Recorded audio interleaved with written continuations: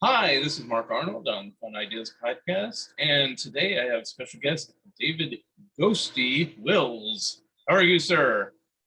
I'm doing good here in wet and rainy and disgusting, gray, cloudy, awful New Jersey. Okay, I was going to ask you before we start, where was this dreary, awful place? Yeah, Uh, in my room, in my house. No, yeah, just the general area of New Jersey. But it doesn't. The weather doesn't even really need to affect it. It's always kind of disgusting here. That's what we thrive on. Meanwhile, here in Oregon, it's like hot, and then you go down to California, it's even hotter. Exactly, exactly. So, well, I'm glad you're a guest today with me today. The reason why I consulted you, I first encountered your scintillating voice on Zilch, the Monkeys podcast, and I said, Yes. "This is kind of an interesting guy." Then you started posting like various books you were trying to get back into your collection. I said, "What is this guy stealing books from my bookcase?" It's like all showbiz, entertainment books and right. biographies. Yeah. So the ones you had to recollect, as it were, I had all these years, and so I'm like, interesting. So I thought, based on your interest in the Monkees and Beatles and Elvis and all sorts of things, I thought, hey, I've never actually talked to you and met you, but I said we might have a good basis for a podcast here. So, well, I'm out. That's all I need to know. That I don't want to be a part of a club that's going to have me as a member. So right, right. Okay, so I know beforehand you said, "What are we talking about?" And I said, "Well, about your career a little bit." And he was like, "That'll be like 2 seconds." So I'll do the elevator pitch about your career, how you got started. Just tell me a bit about yourself and how you got into doing voiceovers and DJing and all this stuff, and how you did that voice. So.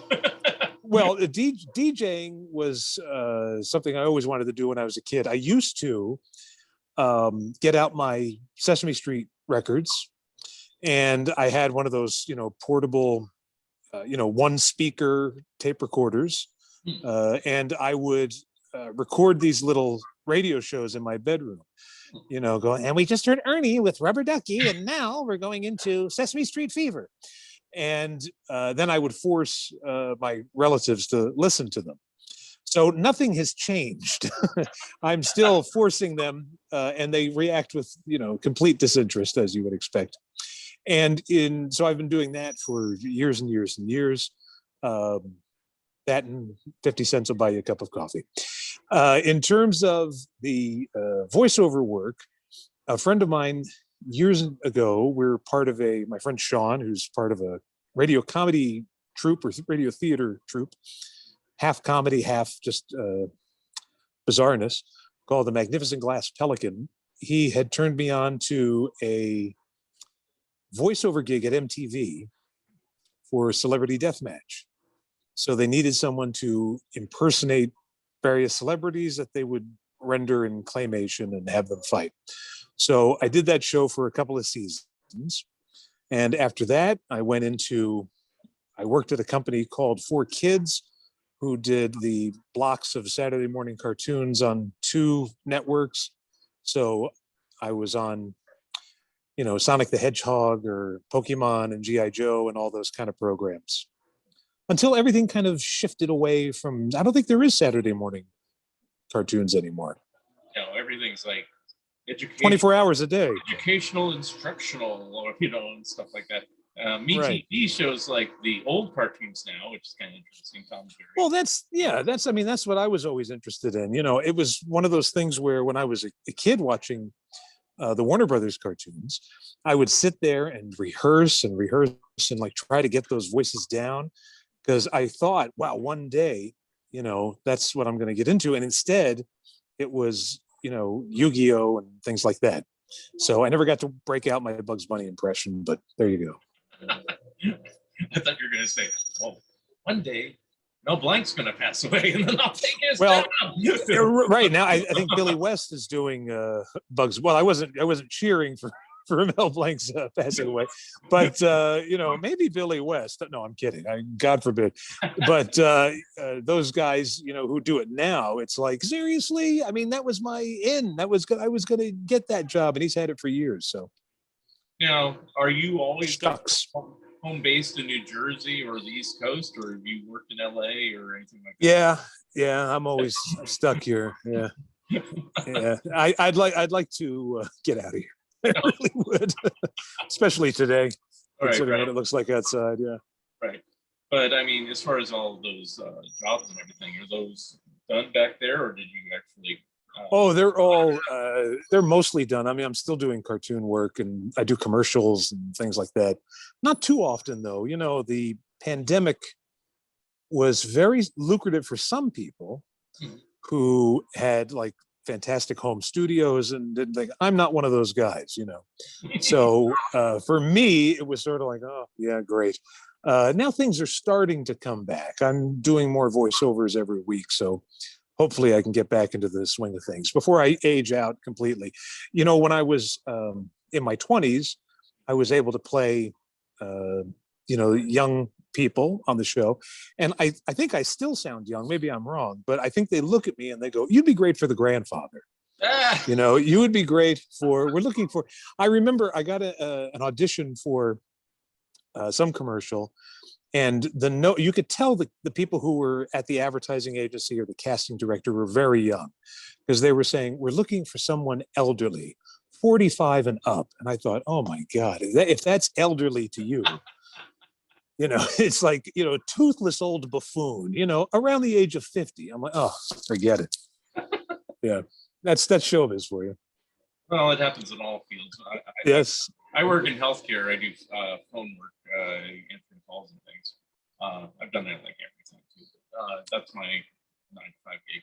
And the boss said, it's like, how did he phrase it? And I know he's younger than me. He was talking about effectively people being older than Led Zeppelin. It's like, right. Well, just the other day. Barely, but I am, it's like 2 years, Yeah, there was a thing on Facebook, and it was sometimes, I mean, I'm sure you're the same way. I walk around into my head, I think I'm about 30. I'm older than I'm not a teenager anymore. I'm not in my 20s. And I just sort of think of myself as, I'm like 30. And I see a Facebook post that says celebrating the quarter century of the Spice Girls. That's right. Right. I'm like, what? What are you talking about? The 25 years? That doesn't seem right. Britney Spears turned 72 today. What? Are you kidding me? Oh my God. So yeah, it's catching up to us. I think it was Raiders of the Lost Ark came out 40 years ago. Right. Yeah. That's like when I talk to young people and they're like, they go, oh yeah, I love the 60s. Like, like the Beatles and Blondie. And I go, whoa. Blondie's not the same. They go, well, it doesn't matter. 80s, 60s, what's the difference? And you go, what's the difference? Oh my God. Yeah. So one more thing about your career. I mean, did you plan to do the types of things you're doing? I mean, you mentioned like imitating other cartoon characters or celebrities. Did you think about doing that or stand up or any other type of career? I did stand up once and I forgot my act on stage, and that was the end of that. I'll tell you the funny story about that. I mean, it's not terribly funny, but I worked up an act that I thought was good I had like maybe 2.5 minutes of good material. And I thought, I have 2.5 minutes of good material. I'll wing the West. I'm turning into Elmer Fudd. See, those impressions are coming back. And right before it was open mic night, and right before I was about to go on stage, comedian Jim Gaffigan comes in to try out new material. So there were a bunch of, would-be comics before me who were just laying eggs, terrible. And I thought, boy, I have 2.5 minutes that kills, so I'm going to go out there and I'm really going to look good. And Jim Gaffigan, they're like, oh, wait. Oh, Jim Gaffigan's here. He's going to try out some new material. And it was fantastic. So by the time I came on, I was so shook. I was so rattled.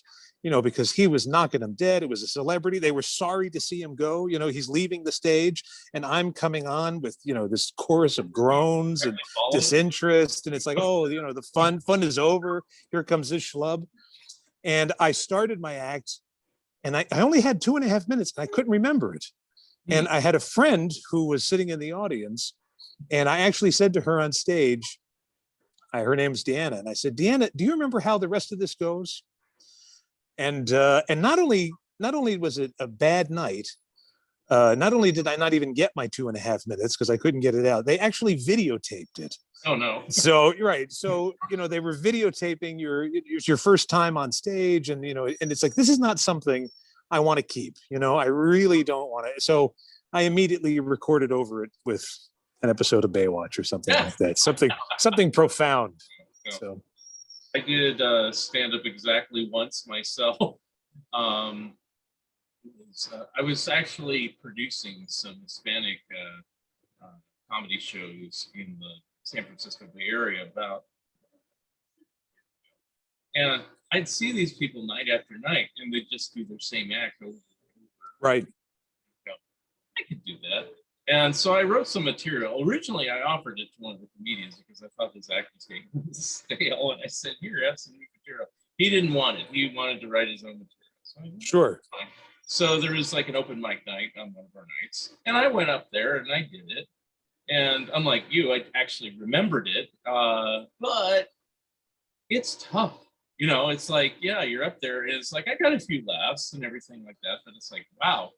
To actually just stand up there. It's not like I had stage fright. It's just like to motivate the audience to do something. It's like, it's one thing. I can give a speech in front of the crowd. That's no big deal because you're not trying to get right reaction necessarily. I mean, yeah, if you say something profound, but to make somebody like, I think this is funny, blah, blah, blah, and then they don't laugh. And then, okay, right. It's a little bit harder than I thought.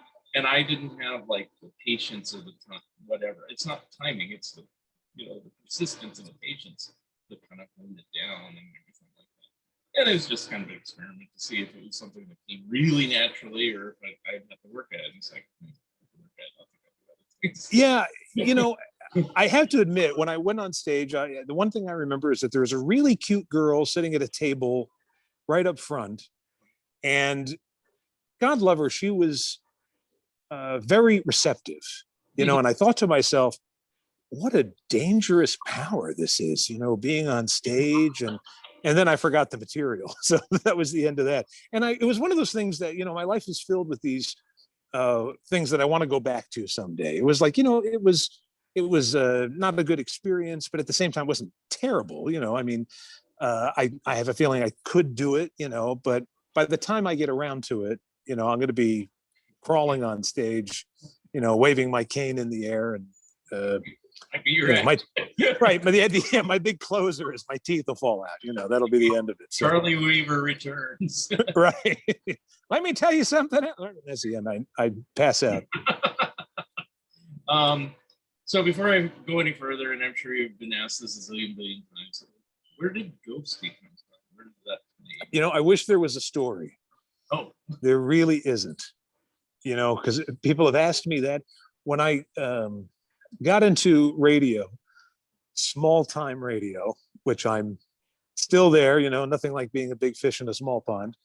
I said I have to pick a name, and most everybody picks something like, Fred Cheese or something. So I said, Ghosty. Yeah. Because I'm like a disembodied voice, and I'm sort of floating through the air. And I said, yeah, that'll work. So I just went on the air with that, and it stuck because other people there didn't know me at all. So they just referred to me as that every time they saw me. So I figured, I guess that's who I am now. And it didn't occur to me. I looked it up in the dictionary, and it's an adjective. And I thought, well, that's strange. Normally it would be a noun. You'd want to be a noun, not a descriptive word. It's like calling yourself cloudy or, hi, I'm breezy. But for whatever reason, yeah, it stuck. So because of Facebook, I was just going to be Ghosty. But then at some point, Facebook decided that I couldn't be Ghosty, that I had to put my full name on there. Luckily, my middle name begins with a G. So I was able to fool the powers that be at Facebook and keep Ghosty there. Anyway, for all the 10 people who managed to find me on there. I got banned the other day for typing the word slut. Now, out of context, right. I suppose that sounds really nasty. Why are you saying that? It was a 70s group about television shows from the 70s. And they were talking about that wonderful catchphrase Dan Aykroyd used to say to Jane Curtin, Jane, you ignorant slut.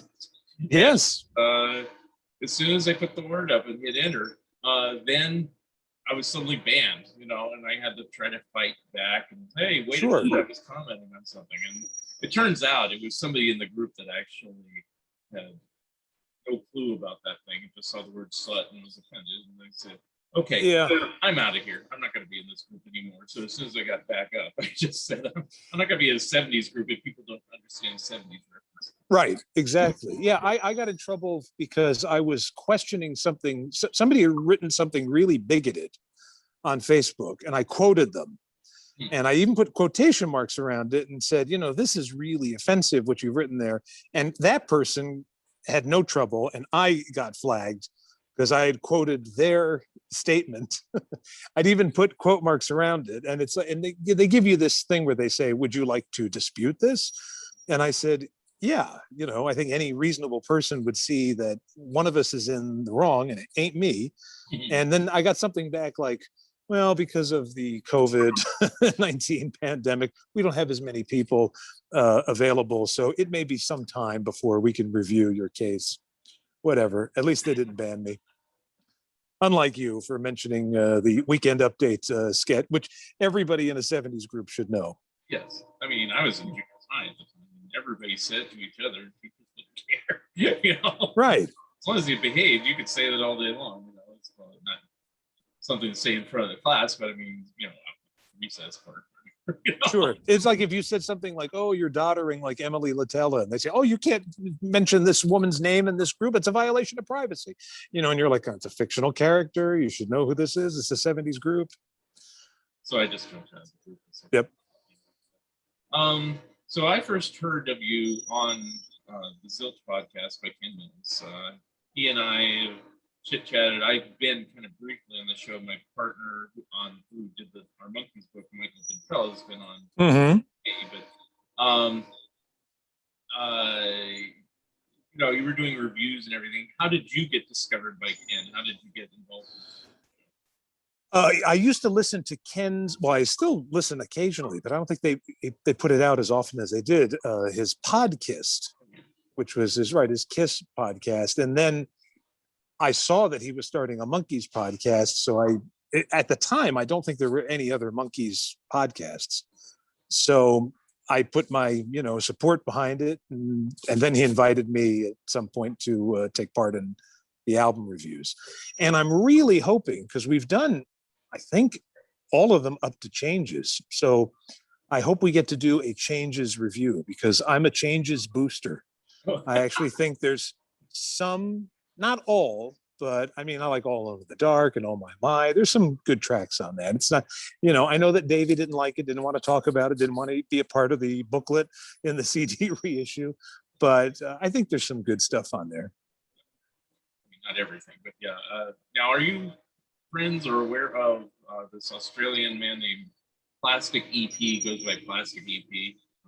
I was on his program. I think I was probably the least viewed episode he ever had, which doesn't bode well for yours tonight, that's for sure. But yeah, I think I'm one of the few that he never actually archived. Oh. I think it was, yeah. I was showing off my book collection to him. Yeah.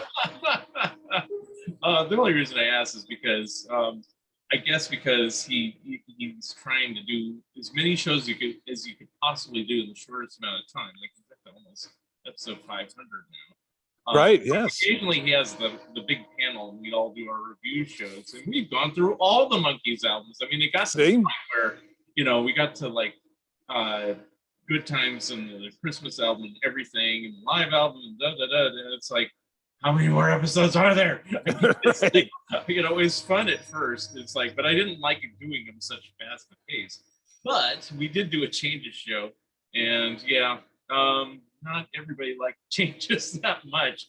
Although, yeah, I have a soft spot for like Oh My My and a few other tracks. Sure, no, it's not top shelf Monkeys by any means. If someone were to say, I'm into the Monkees. Which album should I get? That would not be on my list. It would not be, I mean, it would be after Justice. You know, I'd go with Changes. But I mean, I think there are some good things on there. I even like, I know it's a leftover, but I never thought it peculiar. You know, I enjoy that. I don't see anything wrong with that. So it has its moments. You know, I don't think there's any Monkees album that's truly terrible. You know, Yeah. I think they all have something going for. In fact, even though it's not a Monkees album, although it kind of could be, the new Dolan Sings Nesmith collection, I think, is, you know, it's not high praise to say it's the best new album I've heard this year, because maybe I've heard one or two, you know, but easily at this point, that album is so good, the Dolan Sings Nesmith, that anyone at this late stage who's saying, oh, they're not real musicians or they can't, is really an imbecile. I mean, there's just no, you know, you can only go, oh, that's your opinion and I respect it. You can only do that so many times. You know, at this point, someone who says that really does not belong. They don't deserve a seat at the table for any kind of serious discussion about music. You know, at that point, it's like, yep, so long. You know, that album is that good. And I've only heard it twice. I know you probably said this on Zilch, but this is a different podcast and I forgot. So when and how did you become a Monkees fan? Well, I liked it was on in reruns when I was a kid in the 70s. And I always liked them, like, you know, I like the Monkees, like I like the Partridge Family and, you know, whatever was big. I mean, David Cassidy was probably, if somebody had said to me, what does a rock star look like or what do they do? I would have been like, it's that guy on TV, you know. And Davey was sort of the same way because he was doing a lot of variety shows and things like that. So he was like a star I was aware of. But it wasn't until later, it was after the 80s success. I think when the Monkees were happening in the 80s, I bought Then and Now. I bought that compilation and I liked it. But it didn't make me want to go back and actually get the albums. You know, I'm like, I have my hits compilation. It's good. You know, I'm happy to see that people like this. But I think I was in this sort of pretentious, you know, it's not serious enough for me. And I will only listen to, you know, the Velvet Underground or whatever I was into at that time. Then later, I was in a used record store and it was actually used cassettes and they had the Rhino cassette of Instant Replay. And I figured, well, it's only like $3 or whatever. I'll pick it up. And I put it on in the car and I had just been dumped. I want to say this was like maybe the, I don't know, 13th or 14th time I had been dumped up at that point. But, you know, it always stings. And it seems like every song on that record, it was almost like a breakup album. You know, there was like, Don't Listen to Linda on there, I think. Yeah. And I Won't Be the Same Without Her. I mean, it was killing me. I was driving around listening to this and I was like, I don't believe it. The Monkees, they feel my pain. I'm just shocked. I wouldn't expect it. You know, it was like their Pet Sounds or something to me. So at that point, then I know it's high praise, right? I mean, that's really taking it. I do like that. Yeah. And so then I went back and started buying them. And then I bought them again on CD. And then I bought them again on CD. I'm at the point now where I don't think I'll be purchasing them again and again and again. You know, as a Beatle fan, you know, the Beatles would be my number one group. I've announced it on other shows. I'm like, I'm no longer a completist, folks. You know, my teenage self would be mortified that I'm not out there purchasing all the archive editions, but you know, at some point you have to stop. However, when it comes to the books, it's not the case. You know, I'm rebuying all the books, the Beatle books that I used to own, because I, for whatever reason, purged, you know, in various moves. And now it's like, oh, I wish I had, you know, The Love You Make with that 1984 mass market cover, the one that I got at the drugstore. So that's what I'm doing, going through, and that's what I'm posting on Facebook. Now, It looks like you might have froze there. I don't know if that's me or maybe what I said was cause for concern. I'm not really sure. If I freeze, I'm like, oh no, don't freeze on me. I don't know if it's my connection or not because I tested this stuff. This is a new computer. Why that is. And I thought, I don't know if she kept it plugged in. Okay. Yeah, it's supposed to be plugged into the Ethernet. Well, you know what? I mean, I'm hearing the audio. So I'm hearing the audio. It's just the video is a little bit behind, Anyway, let's blame it on that. Anyway, Yeah. Well, it's not as bad as the last time, I have to tell you this. So, Plastic EP, he had Red Rose Speedway. For those who don't know, that's Paul McCartney Wings. Since we're talking monkeys. I love that record. He had a show on that, and he had it when I was still at work. So I just joined in the last 5 minutes, and you're talking about archive editions. Strangely enough, you've probably at least seen all those big McCartney archives. Sure. Most of them, I go, you don't need like every take of this song. But the Red Rose Speedway one had like the James Paul McCartney TV special. It had Bruce Mouse. It had all this other stuff. And I said, I think I'll invest on this one. So I did. And I got to show that at the very end. And then suddenly when I got done, I just kind of froze like, and he's talking to me. And so it looks like I'm listening. And I just, and then he says, well, that's the end of our show. Everybody applaud, and everybody's like this. And I'm still, it was like, it's like it's like an old 70s or 80s sitcom, at the very end where they pause and they tell a joke and then the credits roll. Sure.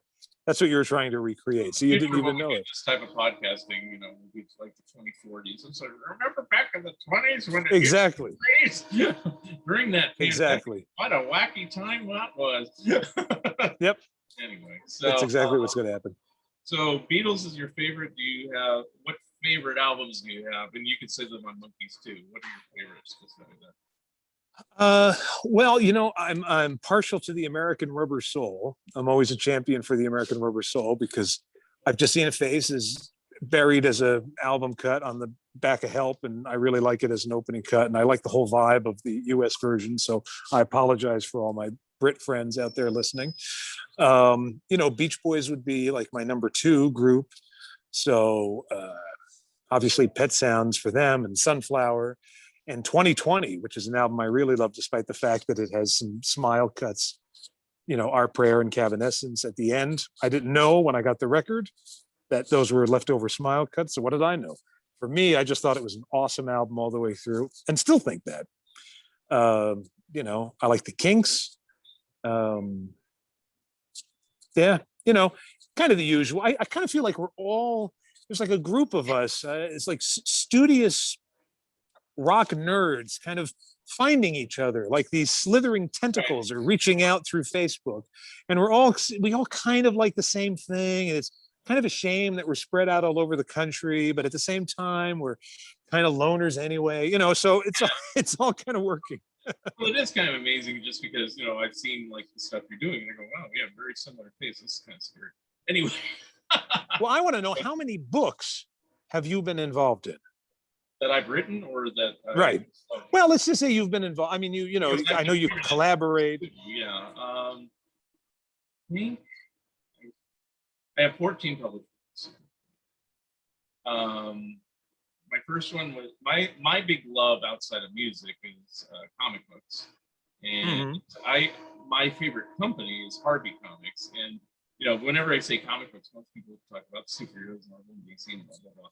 I was a fan of that, but I never it never grew on me to the point where I had to have everything for that. Right. For some reason, Harvey and even Archie and other stuff, that stuff I wanted. And which was great back in the old days because that was stuff in the cheap bin. So you just yes, exactly. It's like you can have your Supermans, your Spider-Mans. I'll get the current issues, but the old ones, I don't want to pay $30, which now would be like $3,000. Right, exactly. I thought it was too much even then. So, but where was I going? So that became the basis of my first book. I did a fanzine for a number of years about Harvey Comics. And then I didn't want to be completely typecast as the Harvey guy, even though I kind of am in a certain respect. And once I did the first book, I you probably have heard the publisher because of different books being published, Fairmanor Media. That's kind of yes, of course, sure. Books are published. I caught the wind of Ben Omar at that publisher, and he said, hey, I like your Harvey book. You want to do something else? And I had recently, at the time, it was about 2009, written an article about Total Television, the company that did Underdog and Tennessee Tuxedo and stuff like that. Right. And I was just kind of curious as to what happened to that company. The article kind of focused on that, but he says, you think you can expand it into a book? And then it kind of went on from there. And so I started doing books on animation and then books on comic books, and then evolved into music and TV and, right. Everything like that. And all along I was doing interviews like we're doing now. And I have a friend who runs a comic store named Lee Hester, who runs Lee's Comics. And he said, Mark, you should do a podcast. And I said, nobody does a podcast, but you're doing all these interviews, you know how to interview people. And I really didn't do this, but then it's turned out to be fun. And some of the episodes are double duty, not this one, unfortunately, but it's like if they're story of my life. If I was writing an article about the David Ghosty Wills story, I'd take excerpts from this and I could make an article or a book out of it. But, I'll try to have a really glamorous death so that you can write a great article. But it's my podcast. I can do whatever I want. It's like, I don't claim to say, oh, I can only have professionals on my show or whatever in any industry. I like fellow fans. I like talking about, because even with the professionals, sometimes the episodes have devolved where we're suddenly talking about Laurel and Hardy, and the guy's like a musician or something, and it's like, okay, let's talk about Laurel and Hardy for a while. I'm interested. So it's like I don't have to talk about what guitar chords you played on that record anymore. So pretty free form. So I would just to interrupt for a moment because I don't want to lose the thread of Harvey, but my favorite Harvey comic was Sad Sack. And it's funny because I was not a Beetle Bailey fan. But I really, like there were Stones fans and Beatles fans and everything. I was clearly a Sad Sack fan. And for a while there, I know, I forget the original artist who did, you'll know, who's the original artist, the guy who did Sad Sack? George Baker was the original. Right. So at one point they had other artists doing it, and then they went back and they just started reprinting, I guess, his covers sometime in the 80s. Actually, I'll tell you the truth. They had a huge backlog that they never, to this day, have published all the covers. Now they don't even print them. But they were printing into the 80s, and he just had this backlog of covers when he died in the 70s. So I remember I was purchasing that, and because I was friendly with a lot of comic fans. I had like one friend who was really into Sad Sack, and I think wasn't there a guy named Slabo who was like Sad Sack's pal? Slob Slabinski. That was his name. There's your radio name changer from Ghosty. Right. So exactly. Slob Slabinski. And we were really into that comic. And like you said, it's true. At that time, you could go to a comic shop, and there were a bunch of them here on the East Coast, and you could go to the Quarter Box, which doesn't exist anymore, but there used to be comic conventions, believe it or not, where people sold comic books, and I know, crazy as it may seem, people who were interested in comics and that were collectors would go to these comic book conventions and purchase comic books. And I used to hit the Quarter Box, and I used to pick up because Archie was my favorite, still is. So I would get, Archie's, I would get Batman's, early 70s Batman, Neil Adams stuff. I mean, it was considered, there was no big market for it. I would purchase, I wasn't finding the early Amazing Spider-Mans, but I was finding the Marvel Tales, the reprints of the Steve Ditko and then the John Romita. So I was going through that whole thing. And then sometime around in the early 90s, I sold all of my comic books for, I want to say like $300 or something like that. And now I weep when I go into a comic shop and I see that I had like the new Teen Titans, like I had all of them in mint condition in Mylar bags. And I just think to myself, what a fool I was. why would I do that? I mean, it's the same old story, but I was one of those kids who was warning other people not to do that. And then at some point I fell victim to this illusion of maturity that I had to get rid of these things for the greater good. And I've been kicking myself ever since. I got back into comics recently, I'd say within the past 5 years. And it's not the same. I mean, I go and I purchase them, and I'm reading Red Sonja and, occasionally an Archie. There's this one now about the history of animation. And you're right, I forget who did it, but that's a really great series. I enjoy reading that. But it's not the same. For one thing, I mean, they're much more expensive. I'm spending like $30 or $40 every week, and walking out with 5 comics. Years ago, I would walk out with a trunk load of comics, and they would all be worth something, in about 10 or 15 years. But one of my favorites was Captain Carrot and his Amazing Zoo Crew. Right. Scott Shaw, of course, did the cover of the Monkees book. So there's a connection. Yeah, he did the cover in our books, and he's been on this podcast. And I did a podcast with him about Alvin and the Chipmunks, which is another book that I did. I don't know if you know who Stu's Show Stack is. He has a sure. Stu Show, yep. Stu Show. So I was on there with him about 2 or 3 years ago before the pandemic, like 2019 or something. So yeah. And Scott Shaw also did, I think he has a story, or he's got something in a funny animal comic that was published by Pacific Comics in like 1982. I think it was a one-shot. Yeah, they did. It was called, I think, Wild Animals or something like That's that. That's it. Now I have, because Alien Worlds, I really enjoy this. So I have all the Alien Worlds. Like when I got rid of my comics, for some reason, I kept most of the Pacific stuff. So I kept Twisted Tales and Captain Victory and not the Rocketeer though, right? I mean, wouldn't that would be the one thing I would keep, because I had bought the graphic novel of the Rocketeer. I felt like I could get rid of the comics. Oh, what an idiot.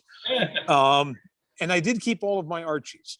And of course, the Archies that I have are worth nothing. Like even to this day, I look up, I go, well, this is 1968. It's got to have some value. Nope, like $1.50, The later Archies, the only ones like first appearance of Cheryl Blossom. Yes, right. Which at that point I suddenly skyrocketed. And I hate to say, I did sell my Archie collection, not all of it, but a big chunk of it at one point, because I had worked on an Archie book with a friend of mine named Craig Yo. And since I didn't think I was going to do anything else with Archie, which wasn't true, I said, well, this takes up a lot of space. I can get some money for this, which I did. I did get about $5,000 for my collection, but I kind of. It's a lot better than I got. Yeah. I kind of regret that one, but it happens. I still have all my Harveys. I have sold some of, I've done it on all my collections, even Beatles and Monkees. Like even when I was doing all those Monkees shows with plastic, I was like going through my vinyl records and I go, I really got rid of Monkey Clips, picture disc, and I said, right. And I did, because when all that stuff came out on missing links and the CDs and everything, I don't need this picture disc. I have too many greatest hits, and it's like now I'm kind of like, I wish I'd have it now. What do they cost now on eBay? Oh, $20-$30. I don't know if I want to buy it back when I originally bought for like $3 or $4. Yeah, that's why eBay's been coming in handy, because I don't pull the trigger until I see somebody who's, if it's under $10, then I go, okay. So there's like Bridget Bardot. I'm a big fan of her movies. We share a birthday. I wrote her a letter a couple of years ago and I got her autograph. So I was like, oh, I'm psyched. But when I was younger and I would get a book on her, I would rip pictures out that I liked and put it like, on my wall and things like that. So I've desecrated these books. So I've had to repurchase them. And the Beatle ones, I don't know why I got rid of some of the Beatle books. Either I just felt like, I don't know, I did that with Beach Boys stuff too. Like at some point I felt, I'm not going to read this again. I'll get rid of it. And then you wind up missing having it around. Well, I got rid of it. I did do a Beatles purge, mainly getting rid of ones I didn't like. So, there's, I won't name names, but there's certain authors that, like Oh, I could guess. Yeah. I think I can see it in your eyes. You know, the ones that, you know, I'll say this, the ones that, you know, stretch or change the truth, you know. Yeah. I read one of those recently. Beyond the point where it's like, it's forgiven if it was like, I mean, like, here's a great book that came out in the 70s. It's like Nicholas Schaffner's Beatles Forever. Okay. Sure. There's errors in it because I didn't know, you know, but it's like, it's a great book, and it was a great book for its time. And if you don't have it, that's a book you should have. The Love You Make's another good one. You know, it's like, it was a great book for its time. You know, yeah, they might have errors. I think it was, what was the book? Was it Shout? That Philip Norman's book is very problematic. That one where I have the original version, and then I have like a revised version. Yes, edition, and they talk about, well, we found out the exact date John met Paul, which was incorrect in our old version. Sorry about that. So now we've corrected it. You know, I think that's kind of cute. So it's fun to have versions. Growing Up with the Beatles by Rob Schomberg was a big book. Yeah. And it's, strangely enough, not a lot of people know about that one, or they probably have neglected it, thinking, why would you want some nerdy teenager's viewpoint? And it's fantastic. Yeah, it is. It's great. He's an excellent writer, and he's like right there along the line. I was born in '66, so it's like they were already done when I was cognizant of them. Right. But you know, I can feel what he was going through in '63. It's like I was just doing graduation. I had no interest in the Beatles. And then the next year, all of a sudden, I was really interested. And then he got pissed off when they went to Sgt. Pepper and stopped for a while. And they kind of came back when Abbey Road or White Album, I forgot which one got him back on the thing, you know. And it's like, and then the book comes out in the mid '70s. I'd love to see an update. I don't know if the guy's still around, but you know, it's like, you know, he has. I think I spoke with Robert Rodriguez about Rob Schomberg. Like, I don't think he's ever done a convention. He's reclusive, I suppose, but that book is wonderful. It's like the Wonder Years. It's like that television program, but with a heavy Beatles slant. You know, him in the Nehru jacket. The photos are great, and I have a couple of those books where it's like a Beatle fan's diary or something like that. I know that there's a new book out from Kenneth Womack and Kit O'Toole about fandom in general, and I'd be curious about. Now I'm a few years after you. I came along a few years after you, but I mean, I guess I would consider myself second generation because I was getting into the Beatles. I mean, I was pretty young, but when the Rock and Roll Music compilation came out and Got to Get You Into My Life was a hit, and I thought it was a Wings song until someone corrected me that it was a Beatles tune. What did I know? But I'm curious now because there does seem to be this, I guess it's more like fourth generation now, these really young podcasters, some of which I'm connected with on Facebook, who are like 15 or 16. And there are ones that are older that are in their 20s or whatever. And I'm really interested in hearing their perspective. Most of the Beatle-oriented podcasts I listen to, my friend Anthony does a John Lennon show called Glass Onion. So occasionally I'm on that program. We did a 3-part Elvis episode, which is. I heard one of them. I don't know if I got to the other two, but I heard one of them. Yeah, they're pretty lengthy. I will say. We do tend to go on, but I do listen to that one, and there's a few others. I do listen to Robert Something About the Beatles, but I'm really tuned in with. One Sweet Dream and that young kid Hudson, I can't think of the name of his show. Yeah, he's been on Sons of Plastic. Right. And I don't want to leave them out, but there are all these other and I'm really interested in their perspective, and I could just sit and listen to them all day. They remind me, I mean, I sound like the old man, but it reminds me of me when I was their age, getting into it, except they have the benefit of being way more knowledgeable about the group than I was at that, because there was very little to read. You know, you had Rob Schomberg, you had Nicholas Schaffner, and see you later, you know, make up the rest. On those, a lot of it was just guesswork, you know, then. Now these kids are like knowledgeable. They know everything. It's like at 3:30 on August 31st, 1967, Paul McCartney ate a ham sandwich, you know. Right. He didn't know that. You know? Right. Like Yeah, And that's one of the things. On the verge of breaking up or something, because we didn't know what was going on that day. That's one of the reasons I wanted to go back and get those books that I got rid of, because I wanted something. I remember that before I didn't know as much as I know now about the Beatles, there was a palpable mystery about them. And I'm sort of nostalgic for when there were surprises with the story of the Beatles.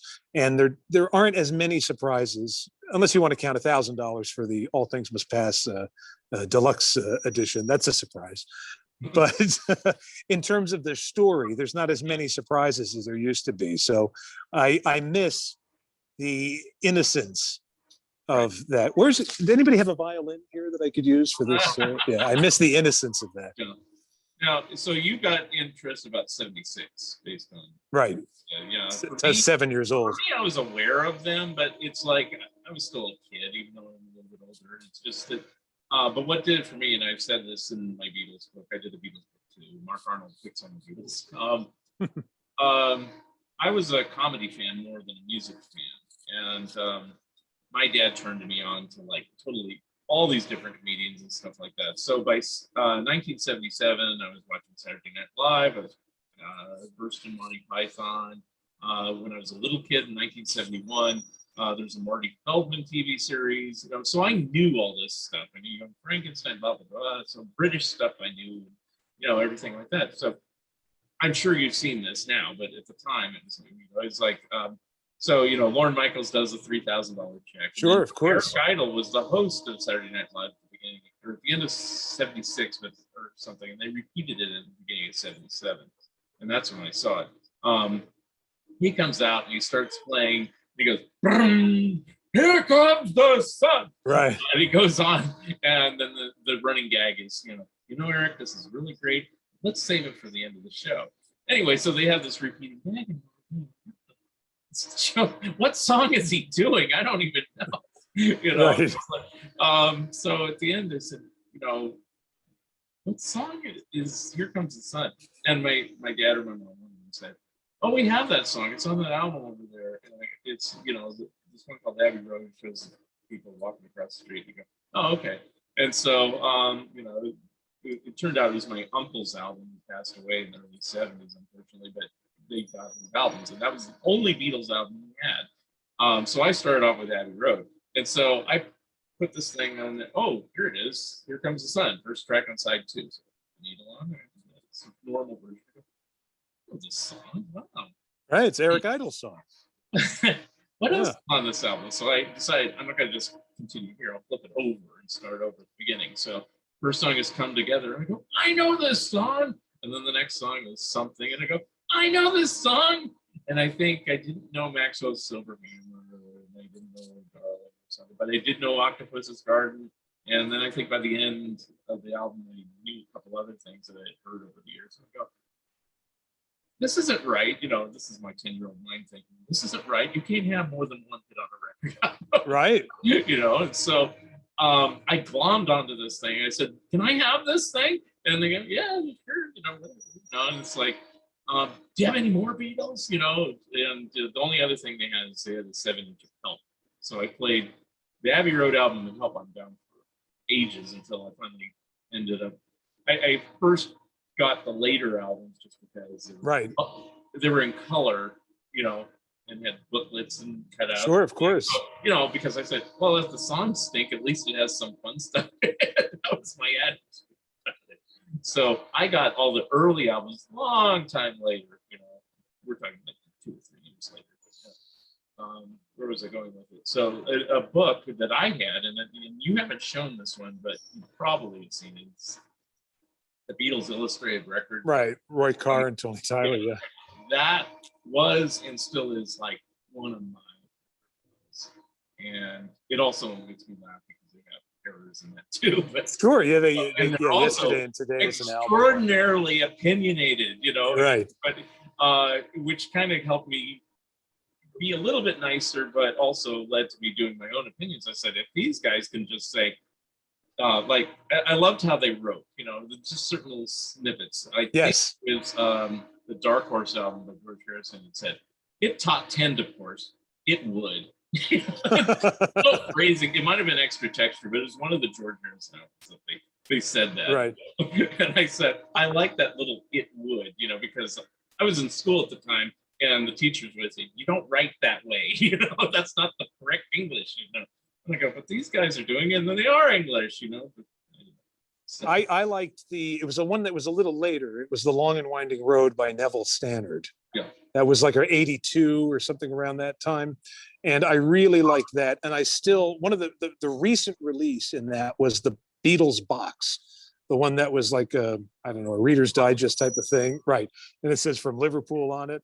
Oh, that's even though I own all of the Beatles stuff, I still lust for that box. Even though I would get it, and I just feel like I would never listen to it, but I just want it. I just want one. It was World Records, I think, was the name of the company. And there's just something about it's that mystique. I'm like, I don't know. I guess as you get older, you do tend to get nostalgic for these things. So, usually I'm nostalgic for experiences I didn't actually have. Like reading about the Beatles in the 60s. But in this case, books like I just got The Beatles Who's Who. It's a Bill Harry book from 1982. And, he churned out like a dozen Beatle books.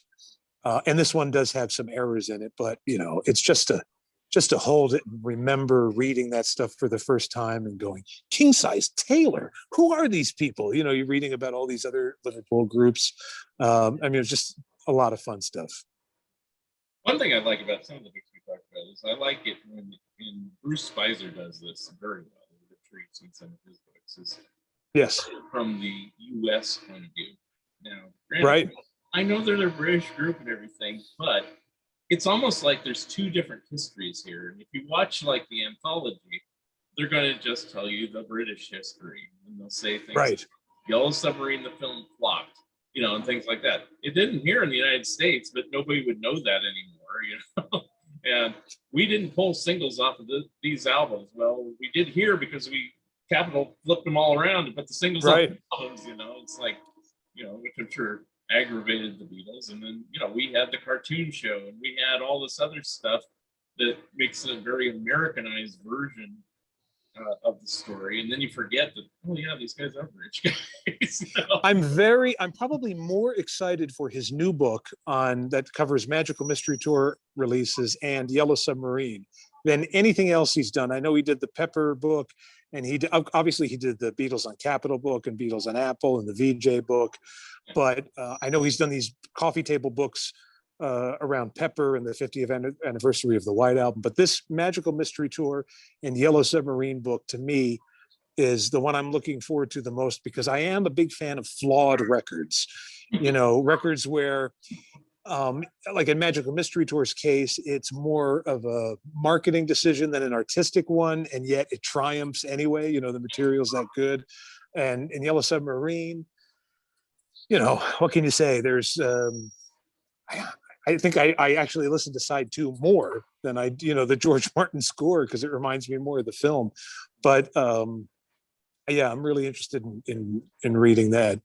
I don't know if you're like me since you mentioned that. I wish they would put a proper Yellow Submarine soundtrack of the score, or of all the Beatles movies, because you can get the United Artists, Hard Day's Night, the Capitol Help, and the Yellow Submarine, and they don't have all the complete Ken Thorne or George Martin music, and it's like it's somewhere.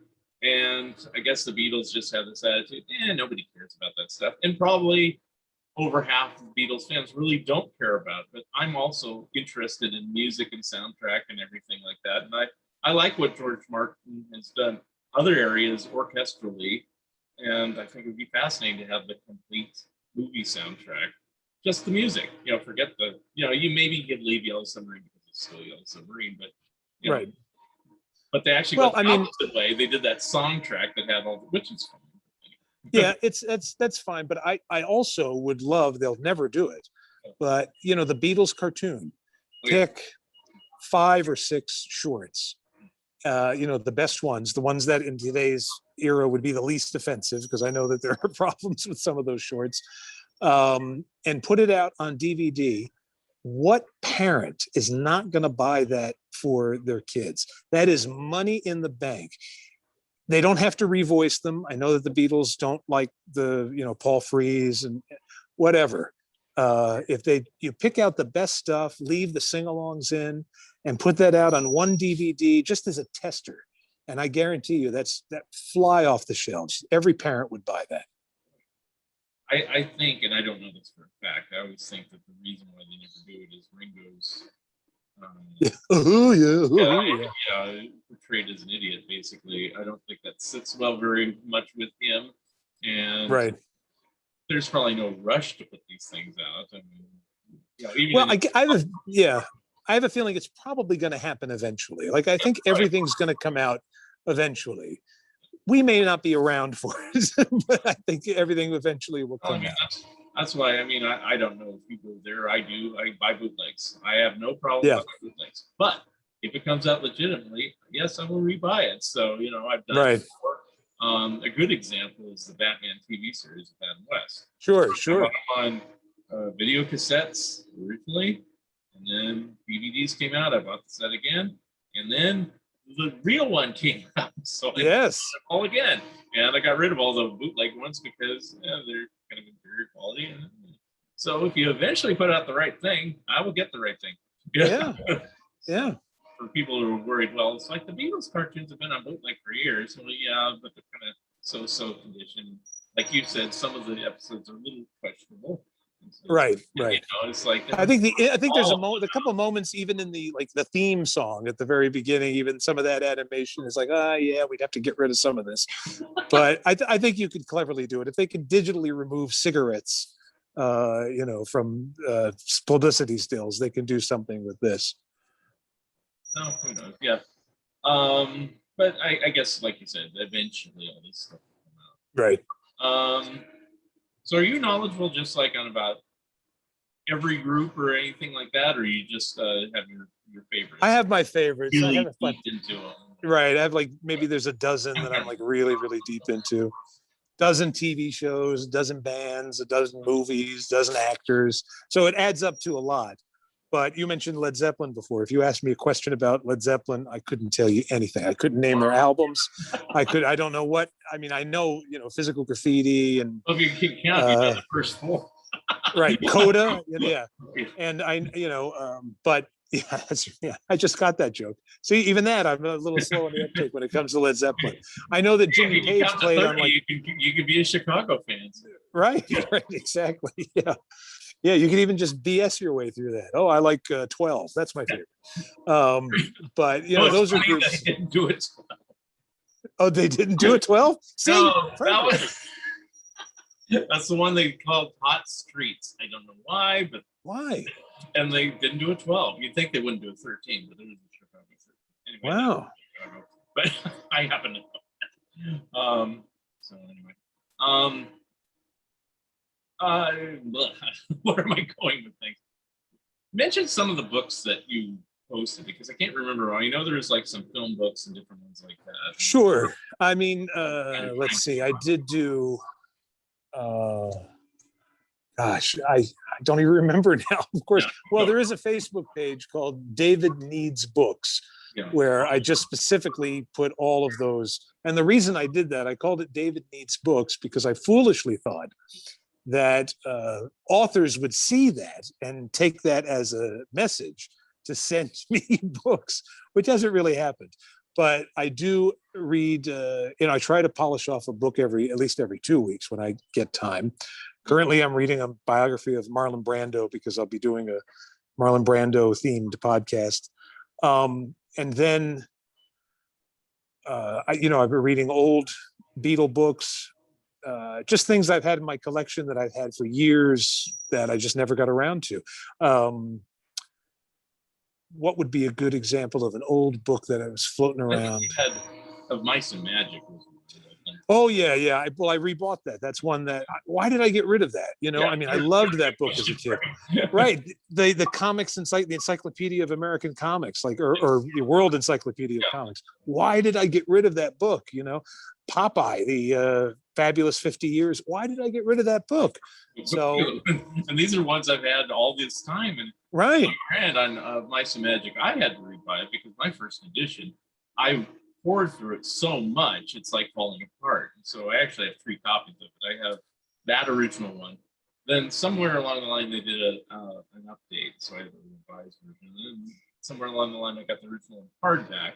And I'm friends with Jerry Beck, so I got him to sign it. And then I finally met Lennon Moulton and got him to sign it. So Yeah, I must have had some kind of like, rejection of my past, or I must have went through, or I know when I moved, there were a lot of things I just got rid of. And sometimes, and maybe you're the same way, I think to myself, some kid, some budding young guy would probably get a kick out of this. So I'll donate it to the local, whatever.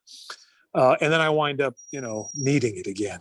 So I'm well on my way to being a hoarder. I'm already paying for storage, which is ridiculous, that I never visit, where I have all my albums and my comics and all that sort of stuff. What I'm hoping for is to have the ultimate nerd garage sale, one day. And I really want to have bouncers, I got to make sure that you're sincere in your desire to get, obscure Beach Boys bootlegs or something. I just don't want run-of-the-mill people coming in there. You've got to pass. There should be a questionnaire or something that I could hand out to people. Have to be of a certain age, and tell me who your, who's your favorite Beatle or whatever. Can you name more than 3? And then you're allowed into my garage sale. Then I'll purge everything again, because eventually in life, I guess we have to continue downsizing. I'm going the opposite direction though.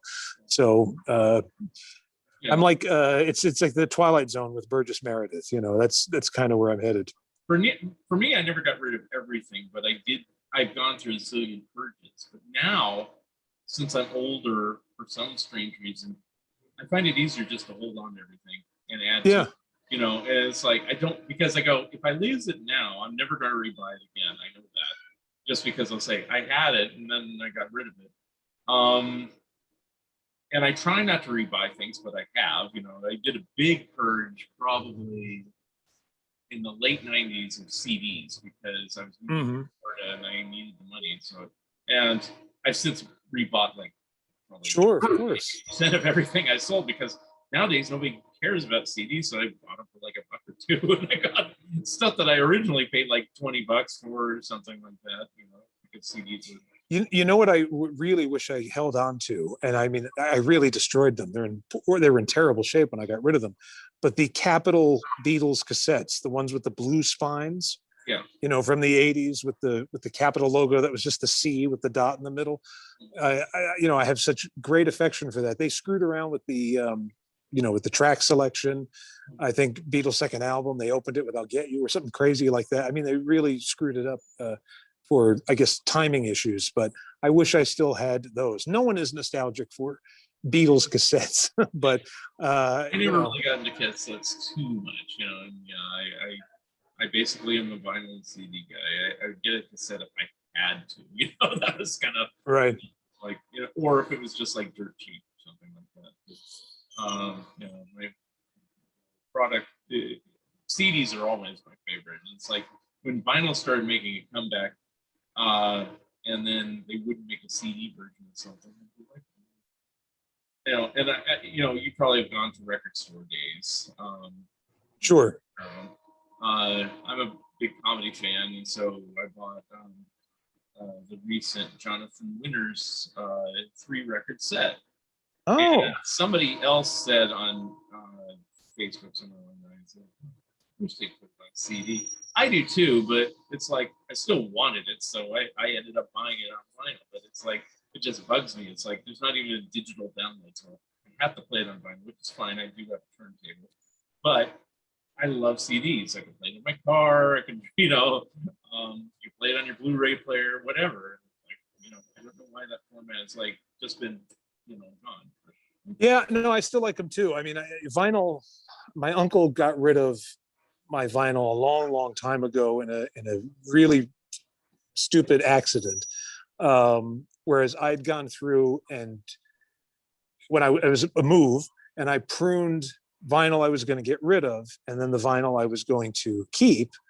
And he got rid of the vinyl that I wanted to keep and kept the small amount that I mean, I guess in his defense, that's kind of the way a normal person would do it. They would want to keep a smaller if they were going to move somewhere smaller. And anyway, I just never bothered rebuying them again. I said, I can't do it. And I went kicking and screaming into CDs because I had so many cassettes and I hated to part with them. And eventually I did repurchase everything, on CD, but that's it. I've reached my limit. I'm not, if there ever is a new format, which I doubt there will be now with the streaming and everything, I'll be happy with my CDs. In terms of new stuff, maybe I buy one or two things a year, at this point. I know that Beach Boys Feel Flows box set's coming out. I guess I'm going to have to pull the trigger on that and spend. On that one, I'm not familiar with that. That's outtakes. It's the Sunflower album and the Surf Sub album from 70 and 71, and then they haven't done that. All about like 45, outtakes, and I guess I'm going to have to do that. But there's the McCartney stuff that I don't like. I'm a pretty good Beach Boys fan. They put out that 1967 two-disc set, and I thought it was great on CD. And right. Like another 67 one and a 68 one and a 69 one, I think. And those are only on digital download. And for me, like, you might as well just have kept it in the vaults, because I don't want to download it and burn my own CDs. And it's like, it's just like, it's not. I know. I have those. And I did, I downloaded the cover art and I purchased it.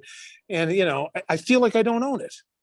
I feel like I have some cheap things, right. It's just and I don't even listen to it often. When I look at my collection, that's excluded. That's like in a pile of like junk. And it's true. I think they should have gotten a physical release for that. And then I would have been all over it. I mean, there's no difference between the CDs I made and what I would get in a store. But for some reason, it just feels inauthentic, the ones that I did. So yeah. And to me, it's like they still put them out, but they won't, it's no longer the right. anniversary or whatever. It's like, but to me, it's like, I think if they could do more manufacture on demand, I think that would be a good direction to go for people. I would totally do that. Media, I bought a William Shatner album that was manufactured on demand. It was his country album. I forget what it was called, but yeah. Like a recent podcast here. Do you know Charles Rosenay? Yes. Yeah. Good Day Sunshine. Yeah. Yeah. He brings me some great guests, and so he brought me Gary Puckett. And Gary Puckett is going to start touring in July. And he said, if you want me to get you to sign something, you got to buy a CD. I can't sign a streaming right song. And it's like, he's right. It's like, if you want his autograph, I guess you have it right on a slip of paper. But there's something about, he signed my album that I purchased from him, and I was getting it. It's like, it's one thing to get some royalties from some arbitrary streaming, but if you buy a CD from him, you're getting it and you can sign it. No, I'm the same way.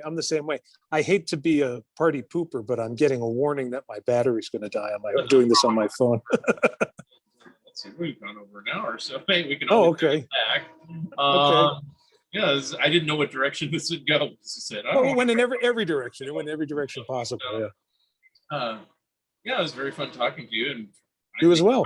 Meeting you, and we'll keep in touch. And one thing I was going to say before we go, in relation to your garage sale, if you ever have it, I started a Facebook group precisely because of that, because some disgruntled Beatles fans are like, all these people that don't know anything about it. Yes. So I don't know if I send you an invite, but it was called. I am a member of that group. Intelligent Beatles fan, and that's where that kind of came out of. It's like these people that don't know. They're like clueless. They like the Beatles songs, maybe, but they're like clueless. I mean, did John die sometime? I don't know. I thought, right. It's like, and you're like, yeah. So that's kind of where that came from. So I get it for you.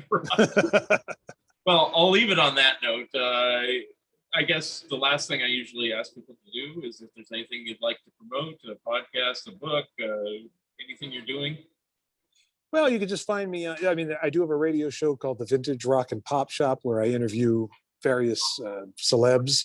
I don't think I've done Gary Puckett, but I've interviewed, Bobby Rydell. You did Bobby Rydell. I interviewed him too. Yep. And various folks like that. And you can find that on Facebook. You could just look me up on Facebook. David Ghosty Wills, and occasionally I'll post about margarine and things like that. It's not terribly active, but I welcome all comers. Very good. And I want to thank you, Ghosty, or David Ghosty Wills, for being my special guest on today's Fun Ideas podcast. And we'll see you next time. Signing off.